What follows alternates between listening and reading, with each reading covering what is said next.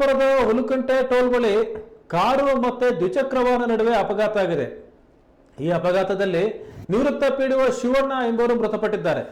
ದಿನಸಿ ಸಾಮಗ್ರಿ ಖರೀದಿಗೆಂದು ಗ್ರಾಮಕ್ಕೆ ಬಂದಾಗ ಅಪಘಾತ ಸಂಭವಿಸಿದೆ. ಅಪಘಾತದ ನಂತರ ರೊಚ್ಚಿಗೆದ್ದ ಗ್ರಾಮಸ್ಥರು ರಸ್ತೆ ತಡೆದು ಪ್ರತಿಭಟನೆ ಮಾಡಿದ್ದಾರೆ. ಈ ಪ್ರತಿಭಟನೆಯಿಂದಾಗಿ ಬರೋಬ್ಬರಿ 5 ಕಿಲೋಮೀಟರ್ನಷ್ಟು ಟ್ರಾಫಿಕ್ ಜಾಮ್ ಆಗಿತ್ತು. ದೊಡ್ಡಬಳ್ಳಾಪುರ ಮತ್ತೆ ತುಮಕೂರಿಗೆ ಸಂಪರ್ಕ ಕಲ್ಪಿಸುವ ರಸ್ತೆ ಇದಾಗಿದ್ದು ದೊಡ್ಡ ಬೆಳವಂಗಲ ಪೊಲೀಸ್ ಠಾಣೆಯಲ್ಲಿ ಅಪಘಾತ ಪ್ರಕರಣ ದಾಖಲಾಗಿದೆ.